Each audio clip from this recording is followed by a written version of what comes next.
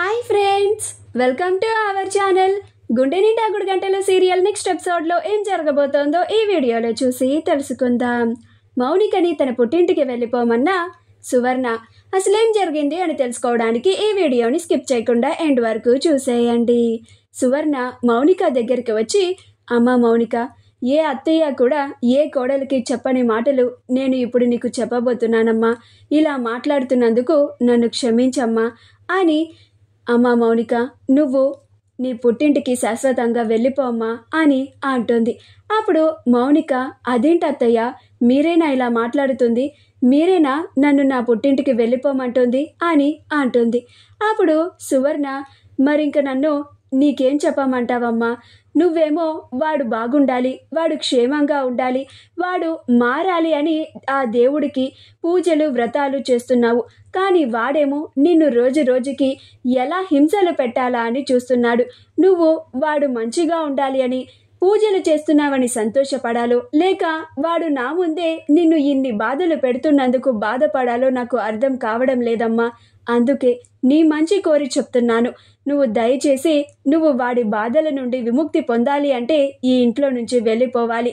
అందుకే నేను ఈ ఇంట్లో నుండి వెళ్ళిపోమంటున్నానమ్మా అని అంటుంది. అప్పుడు మౌనిక, అదేంటత్తయ్య, ఆయన మారతారు, మారడానికి నాకొక మార్గం చూయించింది మీరే కదా. ఆ దేవుడిని నమ్ముకొని పూజలు చేస్తే, వ్రతాలు చేస్తే ఆయన ఖచ్చితంగా మారతారు అని దృఢమైన నమ్మకం నాలో కలిగించింది మీరే కదా.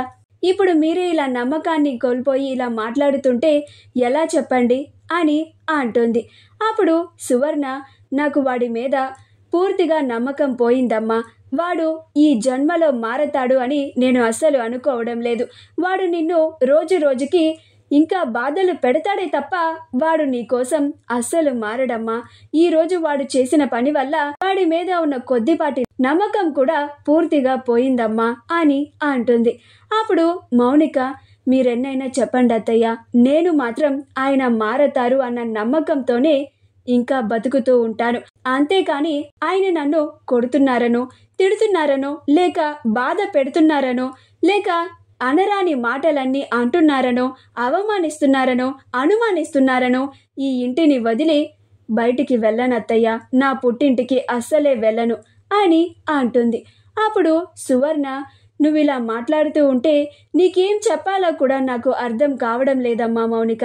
ఇంకా నువ్వు ఏ నమ్మకంతో వాడు మారతాడు అని ఇలా మాట్లాడుతున్నావమ్మా?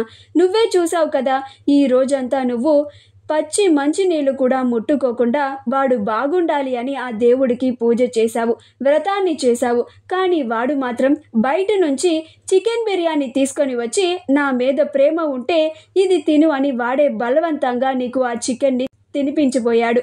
ఇంక నేను వాడు ఏ రకంగా మారతాడు అని నమ్మమంటావు అని అంటుంది.